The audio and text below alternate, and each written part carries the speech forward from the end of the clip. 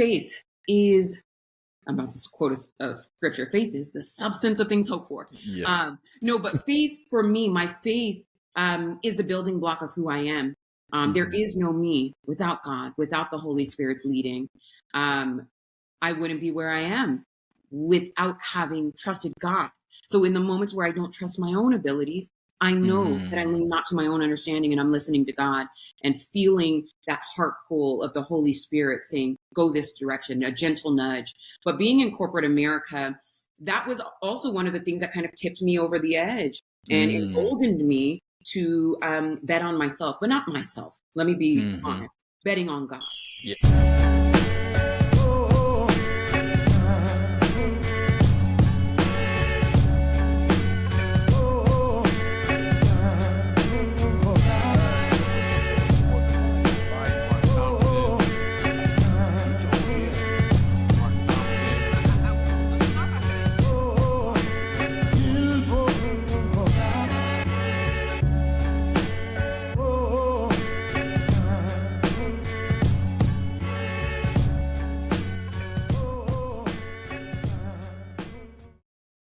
Hello and welcome to another Let's Dream Big CTA podcast. I am your host, Mark Thompson, your interview expert, back with an incredible special guest. But before I get started, I do want to let you know this podcast is mainly for career transformation, showing you career leadership. We're showing you storms, valleys, peaks, everything that people go through in their career journeys to excel, to get to where they are today, and let you know it's not easy. But there are ways to get better and be great.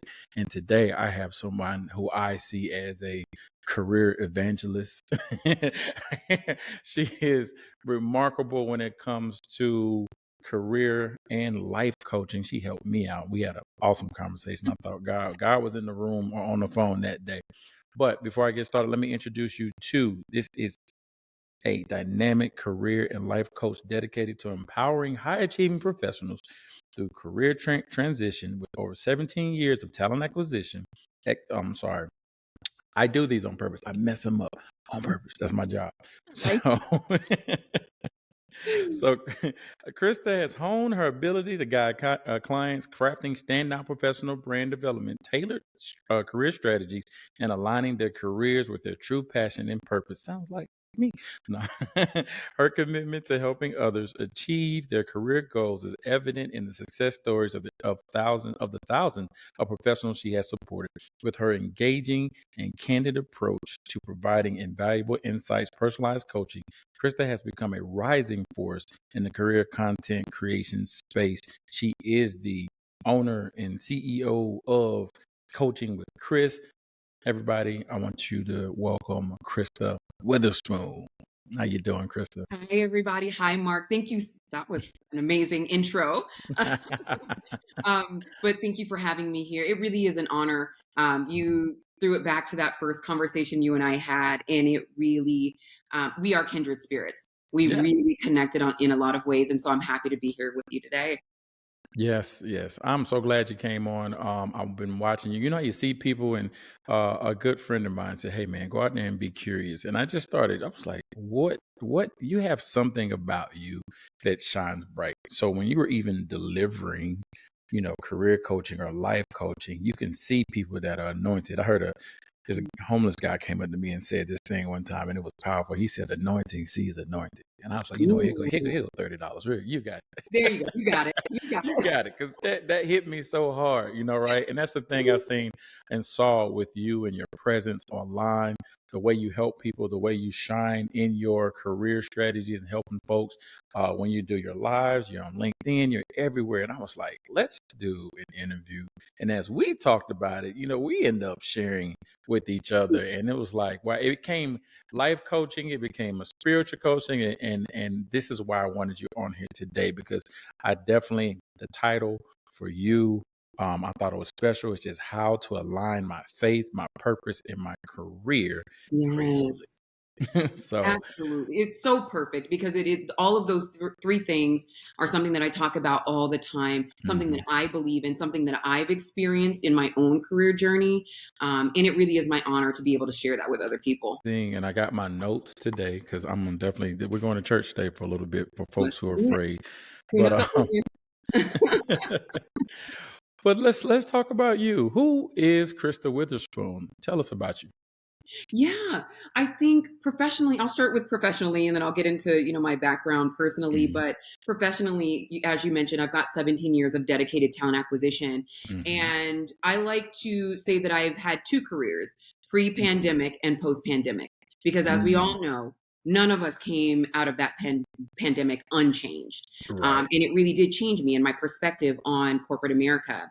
But I started in staffing actually as a receptionist Mhm, at a staffing agency back in LA many years ago, mhm. and was able to very quickly move into a recruiter role once I saw the impact. Because at that time it was a recession as well, 2007, Mm, right in there. mhm, It was also another recession, and I was seeing the impact that the recruiters were having on the lives of the people that they were placing on these different contract jobs, mm, giving them hope, being a beacon of light, being a lighthouse in the midst of a very stormy time. mhm. And I immediately knew that that's what I wanted to be doing. So 6 months after being a receptionist, moved into a recruiter role, and it's been up from there. So starting in skilled trades, moving into Mm, healthcare and accounting and finance. Then I went mm. in-house, working for a very large logistics organization, and moved into a senior role there in talent acquisition, which is what brought me to Florida.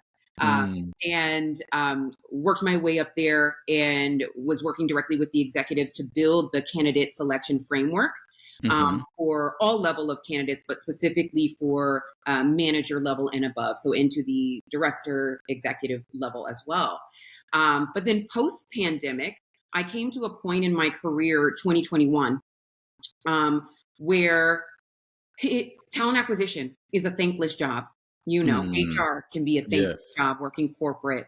And coming out of the pandemic, I knew that what was most important to me was building relationships, building and maintaining solid relationships with my family, Mhm. having the ability to travel, but then also being in life is too short. And I didn't Right. want to spend another moment showing up, driving into work, having panic attacks because I was working Mm, for a toxic boss at the time. And just not being underappreciated but overworked. And I right. decided no more. So I resigned, took a personal sabbatical, and then ended up with a tech company after that.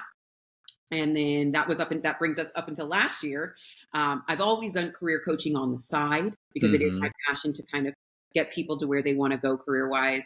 And then last year, February of last year, I launched into career coaching full time. So Wow. that's the career portion.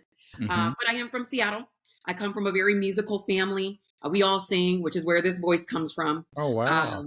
And yeah, my whole family lives back in Seattle. And I'm very family relationship oriented. Gotcha. You said I thought you said Tacoma too. You have some Well, family in most Tacoma people as don't well? know Tacoma, Mark. I mean, I know gangsters over there, you know. Right. No, but I am from Tacoma, Tacoma Federal Way. So if you know, Okay. you know. Yeah, yeah, yeah. Nice place. But beautiful about like when you talk, I was like, you have that news reporter, you have that, news anchor voice. But I think that's what captivates people, your audience. I don't know. For me, it did because I listen. I am country guy, so sometimes I'll sing my words. We sing our words over. Yeah. That's what the country folks do. But what I want to get into, I guess, before we go into it really deep is like, how did you even how did you get here? Who molded you? Who was your inspiration as a child to say, yes, this is kind of the way I want to go? Or, what guided you? Yeah. Well, I mean, you said what? So I'll just point it back to God, Holy Spirit. I grew up in a very Christian household, Mm, Pentecostal, old school. So when you said we were about to tune up the organ, we're yeah. about to go to church a little bit, that definitely resonates with me. And in fact, as a child, starting from the age of 6, my 3 older sisters and I were in a traveling gospel group. So we were always in the spotlight. Wow. Shout The, out to With, our grandfather, the Bishop Witherspoon Westbrook. sisters. Yeah, Witherspoon was the name of it. Um, and, just Wow. my parents are 2 of the hardest working people I have the honor of being related to. My Mm, mother has always been an entrepreneur, early childhood education. My father was a realtor before he retired, but also supported my mother in building her businesses. So I Mm, come from two people who never shied away from betting on themselves in terms of entrepreneurship, but who also wanted us to find stability and security for ourselves. And so that actually created a war in me where I mm, feel an entrepreneurial spirit, but I'm inclined to lean into comfort and getting right, that corporate paycheck right, on a day-to-day basis, not right. ruffling feathers, doing everything by the book, by the letter. And walking into my purpose over this last year and a half, truly betting on myself and also trusting where God was leading me, that Mm. strong heart pull, I knew I had to go all in on it. You know, Yeah. good parents make it, they guide us and we don't catch it till we get older, but they actually show us the way. And you being connected to God, that foundation that was put in through it in the entrepreneur, like you said, I feel like I have the entrepreneurial spirit as well. And I think you said after the pandemic, you had to make a choice. Like, I can't keep doing this because I'm not happy. I'm not fulfilled. I'm not going anywhere. And then, there's always something calling and pulling you towards that direction. And I'm just excited to hear how you said, this is my purpose, Mhm. and you went on a leap of faith for this because it is purely faith. I think to be in entrepreneurship, to me, it seems like you have to really dive into it. I'm still right there on the edge of starting what I've done in this business. And it's like, man, to jump over there, you're always looking for comfort, which is it secure? Can I do this and still make sure I take care of my home? Can I take care of my family? But I think that does come with a space of faith, religion, spirituality. And I think that's something that, in the corporate space, we don't talk about it. We can't talk about it. It's against the rules to talk about it. But I think everybody in the corporate space understands that they didn't get there without some type of faith to whatever, their faith is, whatever their higher power is or who they believe in. You got there because of that. Even if you didn't believe it, somebody had to help you, you know? So, how do you feel about that now? Because I heard you talk about that on one of your posts. Faith is important in looking at career strategy and career coaching and career development and career mindset. Mhm. What's your thoughts? Faith is, I'm about to quote a scripture. Faith is the substance of things hoped for. Yes. No, but faith for me, my faith is the building block of who I am. There Hmm. is no me without God, without the Holy Spirit's leading. Um, I wouldn't be where I am without having trusted God. So in the moments where I don't trust my own abilities, I know that I Mm. lean not to my own understanding and I'm listening to God and feeling that heart pull of the Holy Spirit saying, go this direction, a gentle nudge. But being in corporate America, that was also one of the things that kind of tipped me over the edge and Mm. emboldened me to bet on myself, but not myself. Let me be Hmm. honest, betting on God, Yes. knowing that Yes. God didn't create me to have to make decisions on a day-to-day basis where I have to set aside my faith. It is uncomfortable to have to do that when you are so deeply rooted on that in that foundation of faith. Um, but I'll even back up just a little bit, Mark, and talk about how I was able to navigate that for so long, Mm. um, just being faith based. And you'll probably second this, Mark. Most, if not all, of the people in HR have some sort of faith. Yes. You And got. it You is have our to. sixth sense. It is the thing. It is the thing. It is our Mhm. compass. It is the thing that guides us on a day to day basis because Mm. we are not only charged with following the letter of the law, but also reading between the lines, seeing Mm. things that are not there as if they were. That's all based on faith, Yes. being and a willingness to trust what your gut is saying. And so there are things that we can't say out loud. Like, I don't like the way this person's energy is feeling to me. We always have Hmm. to find the evidence. But then that's where faith comes in when things don't make sense. If there's a project that I'm working on, or there's a tricky personality that we Hmm. have to deal with, being willing to take a moment in my private time to lay it down at the altar, lay it down at God's feet and say, God, guide me Right. clearly, show me the clear direction. But it was also that war that corporate America created in me that urged me, gave me the confidence to step out on faith. and say, okay, God, if this is what you want me to be doing, if you want me to give myself over to your people to help them achieve career success, I'll do it. I might cry sometimes because entrepreneurship is uncomfortable It's for me, tough. Very but the much job so. must get done. The job must Yeah. get done. How do you feel about do you feel you get relief or satisfaction when you're helping people and it kind of guides you to say, yes, this is my purpose. I'm aligned. Or is there anything else that makes you feel like you're aligned as you're going through your entrepreneurship? I like to there are moments that I'll call mile markers along the journey Mm, that God kind of gives us to nudge us in that direction. right. And one of the mile markers was just you and I having a conversation. My pastor actually said something that you God gives you a glimpse of who he's calling you to be by the Hmm. giants that he places in front of you. Oh, wow. And so mm, excellent quote. It's one of my favorites. But um knowing that I'm making an impact, things that come second nature to me, answers that I already have, Hmm. um, that I can offer to job seekers in a very chaotic, tricky job market right now. Sometimes it's something super small that they don't know is getting them disqualified. Being willing to stand as a truth teller to them and Mm, say, don't say that. Don't right. say that like that, say it like this, or put a little more of this on your resume, cast out better bait to bring Hmm. in to catch the big fish, um, or using that Holy Spirit intuition, taking a look at the interviewers that they're going to be working with, Right. praying, laying it down at the altar, looking at their LinkedIn profiles and saying, okay, this is what you should say to this person when you're Hmm. interviewing. And that's, I'm just a vessel. I'm just a Hmm. vessel who was willing to say yes.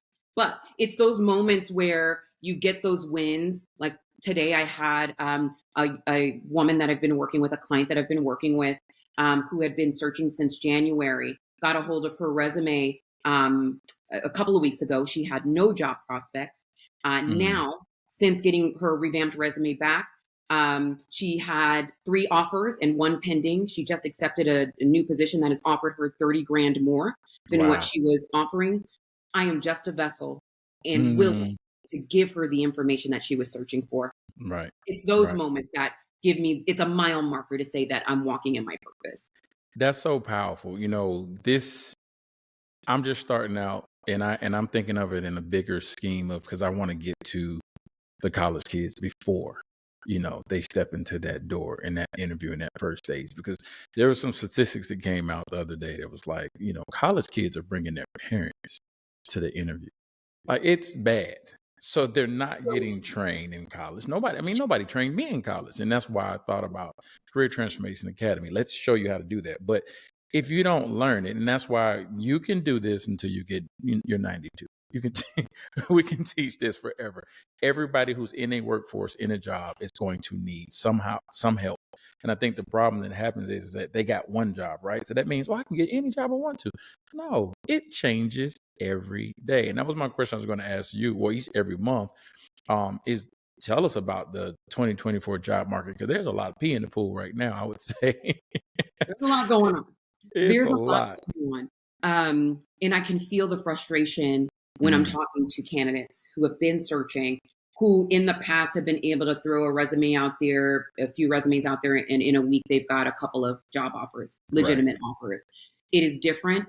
It's hyper competitive. Mm, I also think that with all the tech layoffs that have happened recently over the last year and even recently, you've got A-list candidates hmm. who are now competing for opportunities that they would have never considered in the past. Right. And so that means that we all have to be A-list candidates. Mm, And we can take nothing for granted. We can't burn bridges because right. everybody knows everybody. It's Hmm. only a LinkedIn search away who are our mutual connections. Um, and everything must be taken into consideration. The way we talk, understanding the language of the organization that you're Hmm. targeting, understanding their voice in their marketing materials, and writing cover letters and resumes that use some of that language. Right. Right. Um, understanding that it's somewhere upwards of 50% of jobs now are going to referrals. So you Hmm. be good at relating. You can't just Right. be a good doer. Once I get in the Right. role, I'll show them. Mm-mm. The Right. relationship is what convinces them that you are one of them. And that's what gets you in the door. So it's a full court press is Yeah. what I coach on. It's a full court press. It's the resume, being willing to tailor it when it makes sense, Mm-hmm. but then also doing cold outreach, asking for Mm-hmm. referrals, and knowing that you're competing against the creme de la creme, and you must become the creme de la creme. Right. Exactly. And not be afraid of that, because that's where the hard work is. I think, this is a time and period where if you focus on what you did in the past, then you're going Yeah, to get nothing. You yeah, have to become what today's market is asking for. You have to become, like you said, the creme de la creme, and be who you want to be. That's one of the things I preach as well. Who is it that you want to be? If you're looking to be a manager or director, you need to go interview, network with VPs that's and it. directors. What is it like to be in your position to understand how can I be that way? And sometimes you'll find out you have those skills and those qualities already. But networking, to me now, is number one. It's you, Yes. like you said, you can't just put something out there, but talking to people, reaching out to people, getting to know someone, finding a job, finding the people who are in that job in that area in that field, and say, hey, this is me. This is who I am. This is what I come to the table with. Hopefully I can join your organization. Researching the company, which is super huge. People Huge. forget that part. They Mhm. forget that part. They'll go into an interview like, what do you know about the company? I've done thousands of interviews, and I'll ask that question just to see. And some people give you the cookie cutter, and then some people go even deeper. Like those people, I know they did their homework. That's it. But that's a huge question, because people just want to know if you're really interested. And at the end of the day, people are going to choose who they like. So you do all this work for likability. That's it. So put a smile on your face. This is huge, because I talk about this every day, all day, any day. You talk about it all day, and it gives us fulfillment for doing this, especially when you have that joy and these wins for folks that you're supporting and helping. So I'm proud of you. I love seeing it. I'm actually like you're a mentor to me now. So Oh, Mark, we mentor each other. We mentor each other, truly. no, you've been in this game a little bit longer than me, even though, there's this, like you talk about talent acquisition. Um, I know it because a lot of folks that are on my team are talent acquisition senior leaders as well. And we talk all the time, and you can see it's like that first sourcing call is important, but don't give all your stuff away. I tell people, do not spill all the work. Don't give everything to them, because they don't control the next step. They get you to the next step, but take your time, talk to them, give them a conversation. They're going to pass you on. When you get to that manager, now prepare.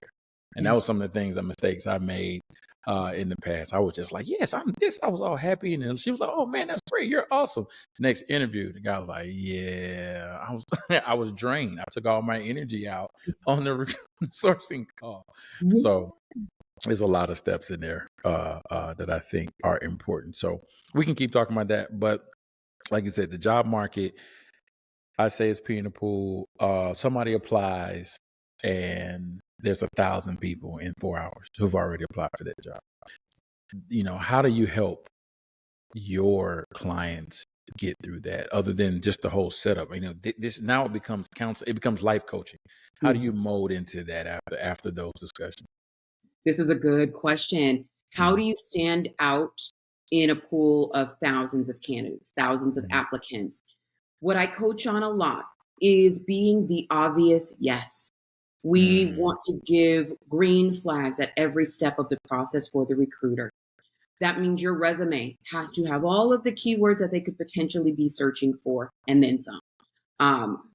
So there, and then that comes down to no near matches when it comes to job mm, title and certain systems that you've worked with. We want to connect the dots for them and get as close to an exact match of that phrasing and that sort of thing. mhm, On that resume as possible. I also do a lot of coaching on how to tailor resumes and how to read the job description for which keywords to incorporate into your resume. So that's mhm, something that's become really, really important recently. But also, here's what I'll say. And this is kind of in addition to what you were saying about kind of conserve your energy, with the recruiter and then save all of your good stuff for the hiring manager. I actually coach on when they show up to that recruiter screen, to Mm-hmm. show up as the recruiter's new favorite coworker, because talent acquisition Mm, has the privilege. There are some of the privileged few to be able to hand select their coworkers. They yes. are cultural custodians. They are gatekeepers, and they must like you Mm-hmm. to move you on. Yes, you must be qualified, but they must like you, because what I've seen, especially at the director level and above scenario, even senior manager roles, that the competition is so tight. Once you get to hiring manager screen in this market, everybody's qualified because they're picking from a pool of A-list candidates. So Mm-hmm. everybody's qualified to varying degrees. It does come down to who's good or the best at leveraging likability. But you get through there, and the name of the game is to not only be likable, to be knowledgeable, to be able to very clearly communicate the value add very quickly, Mm-hmm. um, and a number of other things. But that's what I coach on, is showing up as the new favorite coworker, someone that gets everyone's vote. And here's the point that I do want to make on that I've seen it get really tight in that competition, so tight that the hiring panel will come back to the recruiter to be the tiebreaker, Mm, to say, did they send you a thank you note? Did they right. do this? Did they do XYZ? And sometimes the recruiter will be that tiebreaker. So there you have it. Wow. Yeah, I never thought about it that way. Yeah, be nice to the recruiter. I love to Yes. have rapport and laugh with the recruiters more so than anything, because they'll always go back with, "Oh man, I think he's excellent. He's great." And I think sometimes there's a little bias, especially with African American folks sometimes. So we have to shine a little bit brighter in those spaces. So we can go into that. That's a whole nother podcast, right? That's Let me talk to you about AI. How much AI are you pushing to your clients or showing them some potential ways of using it? Because AI is just touching everything. I mean, it's everywhere. I love AI. I Mhm. call ChatGPT my personal assistant. It Yes. is like a family member to me, cousin ChatGPT. I'm going to ask it all my questions, but I also urge my clients to tap in where it makes sense. What I will Mm, say are that my clients that get swooped up the fastest are individuals who do have that technical aptitude, the mm, ability, the skill to be able to not only leverage data visualization tools like Power BI, SQL, yes. maybe a little bit of coding and that sort of thing, Tableau, but also the ability to identify the best AI tool for their industry, for their position, and be able to effectively present that during the interview process. Those are the clients that are getting Hmm. stood up in 2 weeks. But then also leveraging it as a job seeker. I actually love those AI resume generators. I feel like they Mm, do produce really good content, but the formatting is a little yes. not aesthetically pleasing sometimes. And we do know that right now everything matters, so that resume has to be aesthetically pleasing. So Hmm. use those resume generators to pull the content in, create that juicy content, give you the good language, and then reformat it in a way that works. I agree. Go clean it up. I did that yesterday. I created 3 resumes, and I just took all that and took it to my original resume and just changed the font, made it look prettier. So now I got all my keywords, and I did a resume score checker. So if anybody's ever done that or hadn't done that, there's score checkers, and it at least got me to 95. I was like, that's good. Oh, As long that's as you're good. between 75 and 190, that's good. So There you go. that what I call it is beating the robot. So we can get past the robot, then the recruiter can at least see it and say, "Oh yeah, this person's whatever." Because again, but I think they said the average recruiter spends about 6 seconds on Yeah. your resume, and it's true Yes. because as a hiring manager, I've seen resumes come through, and the first thing I do, I'm scanning. Okay, that looks. I look at format. Format looks good. Then I'm like, okay, keywords. Oh, they got quantifiable measure. Okay, okay, you went to. Oh, okay, that's it. Next person. If I Next. look at it and it's a mess, trash, Immediately. Immediately. trash. I'm like, wow. And as people don't understand that, you cannot create a resume with colors and be an artist. No, this is a corporate job that you're coming for. So let me ask you this. So talking about that, I'm a hiring manager, been a hiring manager, been in HR for 20 years, HR operations. Do you support them have you supported them in the corporate space? Because there's a lot of managers that are not good interviewers. Yes. And some companies don't help or teach that, but have you had to do that when it comes to the interviewing space? Absolutely. And it was one of Mhm. my kind of the feathers in my cap that I'm most proud of. is streamlining that candidate selection process for my executives when they were selecting for leadership roles, but then also having that rolled out across the organization domestically. So that's something that, yes, I have experience with helping them move beyond their biases, their own biases. But then also, as a Black woman in corporate America, help and working in a male-dominated organization at the time, helping those males see themselves in someone who doesn't look like them physically, giving them language to ask the candidates to better understand their background, and if they are a good cultural fit, are they a good personality fit? But short answer is yes, I do have that experience, and it is so important. And I want to give a hats off to our HR colleagues in those positions who never bypass an opportunity to check a hiring manager when they need to, coach them and nudge them in a better direction. Right. Yeah. That's good. This is something I always saw. I think I have a natural ability as a manager because, again, to see gifts, to see people, to have that discernment on who you're hiring and interviewing and asking the right questions, it was natural for me, right? But I would have colleagues that I would interview with who just didn't have it. And I was like, did you not see the way they move? Did you see, the presence, the body presence, and that questions that they asked? And by being on the hiring manager side, one of the things I also noticed is when I started interviewing, if someone went straight to my resume and just started asking me questions by job, you're not interested. So I teach that piece as well. And I wonder if you teach that with your clients, is that you need to be reading that manager, because sometimes if a manager's already made a selection. Like, we're doing an interview and you're not even talking. You're not even asking me. You're like, okay, so you went here. What did you do at the next job? I'm like, what? This is not an interview anymore. You got somebody in mind. I'm good. I've actually gone to recruiters and said, take me off the list. I'm fine. I don't want to work for that manager. Yeah, that's good. And I love that you coach on that. That is something that I coach on, just because we don't want anyone wasting their time. I like to do debriefs after interviews with my clients to read and have them give me a detailed play by play. When you said this, when you asked them this, what did that hiring manager say? What was their body language like? And teaching them the different markers to look for. There are candidates who actually thought that they had bombed an interview, but once they were able to walk me through what happened, I'm like, oh no, that manager was on your side. And this is what you should look for in the future, to the indicators for that sort of, kind of outcome. Yeah. What do you think is when you're dealing with hiring? Let's go back to your talent acquisition days. What was easier, the entry level or the senior level positions? As far as I know, the background took longer for senior, but as far as like the interview process with senior level manager or senior level employees versus entry level, which is the worst of the two? What was that? What is the worst of the two, or who is the worst evil? Well, I liked them both for different reasons, because I have a staffing background. I am like salivating attack dog if you give me volume hiring. I love getting after it, creating that funnel. But I will say, because it is volume hiring, a lot of individuals, at the entry level phase, you have to give a lot more grace there in terms of what to expect.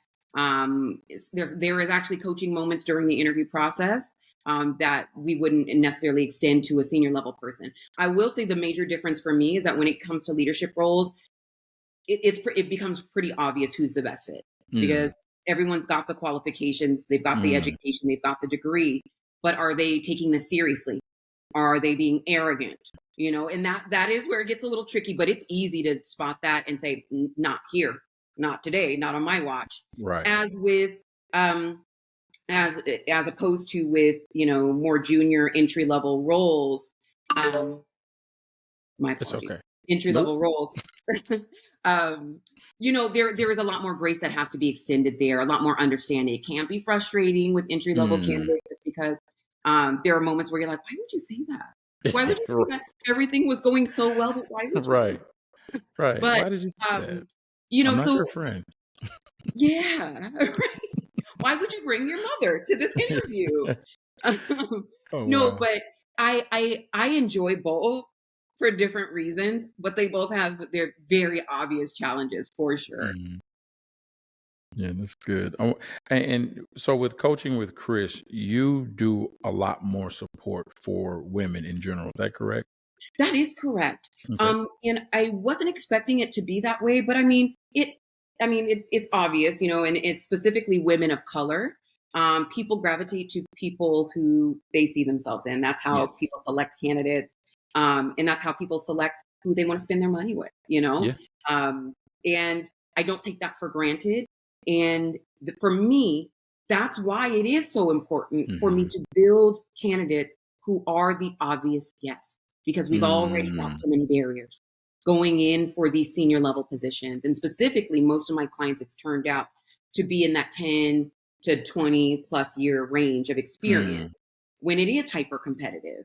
And so, even just the language that you use, the way you say it, and that's where that singing background comes from, being able to use Mm. intonation and really make an art of it at that phase. Right. Um, but yeah, that's a great observation, Mark. I'm glad you picked up on that. Do you, let me ask you this. So even, and this is something I think I struggle with. I do have a lot of males who are trying to be a part of my organization. And it may be because of what they see, like you said, so that made sense to me. I get a lot of men in their 40s, 50s, late 30s who are trying to change. But the struggle I think is they've never seen coaching development as a strategy or even the concept of paying for something like that to get better. Do you deal or have to persuade or show people like, hey, you're investing into yourself to get that extra 30 to $40,000 in your paycheck? And I think our culture isn't used to that at all. What have you Agreed. seen around that? Agreed. And I'll tell you kind of what that looks like, because I don't like to do a hard sell. Hmm. I am here. I like to do what I call sales yoga. I want it to Mm. feel good to whoever is signing up with me on both ends, because Hmm. there are some clients that I won't take on after having an Exactly. initial conversation. When you get confident in who you are as a coach, very quickly being able to discern, "Mm, I'm not the best resource." Mm. Um, but being able to say it in a respectful way, but also, um, I want them to feel good investing with me specifically. I want them to trust me. So if Mm. I haven't won them over, it's because what I haven't said it hasn't resonated with them Hmm. in a way that compels them to work with me. Right. And so maybe I have to work a little harder in instances, but for me, it's just important to lay out, okay, this is where I see there's some opportunity here. And this is why I do a lot of those complimentary consultations, those quick Right. calls where people are just asking me questions. And I have people who will say, they take that information from that call. I empower them to go and do it on their own, but there Hmm. comes a point where they need quick Oh turnaround. yes. And Mm. that's where a coach comes in, the coaches like you and I. And Mhm. then they sell themselves essentially after that. They're like, give That me everything, sign me up for everything. that makes sense. That makes a lot of sense. I meet a lot of folks who have contacted me. I'm like, hey, I need this, but I don't know if I need it. And it's like, well, I'll give you this. You just help like the simple consultation on who you are, what you are. Let's get you through the windows of what you feel like you're missing. Because a lot of times they're like, oh, I just need a resume update. Okay, that's just one step. Yep. There's several steps you got to go through after that. So what do you do after that? Even if somebody updates your, so there's people killing it out here by updating people's resumes, right? But then they don't know how to articulate and talk about that resume in the interview. So now you got a great resume that opens the doors for you to bomb because you haven't been taught how to speak about who you are, how to Yeah. resonate that, how to really just show yourself as you are the gift to this company, That's it's hard as we talk about it, but it's very easy because you're only talking about yourself. Yeah. That's Yeah. it. Talk about yourself. Talk about Talking yourself. about yourself. Let's put out there. I like what you said about that sales yoga. I'm gonna have to steal that one. Use it, borrow I'm it. at I took it from somebody else long ago, so it's yours. Yeah, It's that's ours. awesome. That's awesome. So, this was a powerful. I'm looking at the notes again. So as far as what we're talking about as far as aligning your faith, your purpose, career gracefully, we've kind of tackled all of those things in everything. And we kind of went back into the business and we talked about your business and coaching. We're both aligned in the same ways. And I know one day we're going to do something that is parallel for the future, because I know if we're called to this, then God's got something big for us to do. And that's why I'm in this business, to help people not only get jobs, but maintain jobs, to be in incredible jobs and use their gifts in a place that they feel fulfilled. And we are both doing that in the best way. So now is pray. I love that. This is what I love most about. Oh, Mark, there was something that you had on there about authenticity. Yes. Oh, one of my questions? Yeah. I don't see it. I see, how does your faith and purpose influence leadership and collaboration? That's a good one. And go. Maybe we have to do a part two. Maybe we have to do. We're definitely gonna have to do a part two. I'm sitting here looking at the clock because I got to go get my baby. But yeah, this is a beautiful part about the podcast. I think we can do this several times. Matter of fact, you can bring me on your show, and then we can do that piece about it as well. But I think the most powerful thing about all this together again is that our faith aligned us because we were brought together so I could bring you on this show. We met, had a good, powerful conversation on the phone. You enlightened me, opened doors for me, because I got laid off. And I was like, wow, what better way to now show people how to get a job by actually walking them through the trials and tribulations that I'm going through. And for me, it seems easy. There's a lot more to it, and it's getting harder. But guess what? Now I can tell everybody what they need to do now for today. I'm updating my content. I'm updating information. I have new ways to get jobs. I did something way different out of the box the other day to actually get to a recruiter, and I got to a recruiter in day one. Ooh. And I'm like, I gotta put this down on paper, and it works. It definitely does work. And it's the same thing you talked about, going to referrals and talking to people, but you got to have your information. That's where ChatGPT gave me the information. I went to those people and said, hey, I'm interested. I already applied, but I'm interested. And guess what? Hey, how you doing? Let's meet Monday. What? Easy. Opening doors up, right? So these are the new ways of actually getting to the top. Because again, if I'm already with the creme de la creme, let me stand out on top. Let me show that interest. Let me show people I am that prime candidate. But at the same time, I'm also loving this entrepreneurship space. So God is opening doors, and what door He opens up, I will walk through and be glad. So. Yeah. So any last words you have? I got one more last question for you. I just want to know if you want to add to that or anything else we can put into the hat. Like I said, all these questions I asked, we kind of hit it. I don't want to go through them again or kind of duplicate anything that we said. I don't see the authenticity. I can't say that word. I'll just make the point out that I thought about on authenticity. Just with my faith, with my faith, and being able to marry it with my career and my purpose. I think it was so important for me to be willing to show up authentically, to get comfortable with who I am and decide who I want to be, decide who God is calling me to be, and show up unapologetically in that manner. But then doing that is like your call to the wild. The more authentic you show up, the quicker your people, your tribe presents themselves, your opportunities, the right opportunities present themselves for you, to you. So be authentic in everything that you do, and that will take you so much further in life than anything else. I was going to ask you the question, but I don't think I have to, because you would say the same thing. My question I always ask is, what information would you give to young people who are aspiring to be like you, or what you would give to your former self? That question, I think you handled it right there with authenticity. That's exactly what I would say. That's what it is. It's already there. Look at you jumping ahead. You're in my brain. Connected. But that's good. That's good. So, again, we probably got to do this again. I think it would be great to really keep continuing the conversation, because things change.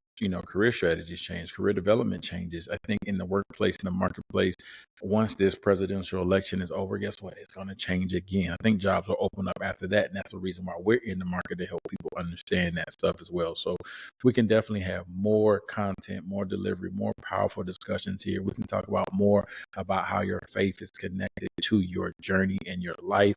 And the more you're connected in that way, spiritually, mentally, physically, emotionally, financially, all of these things come together for a purpose and a greater good of what you're trying to do with your life. So if you don't connect in that way, then you're just going to be out here throwing darts at with a blindfold on.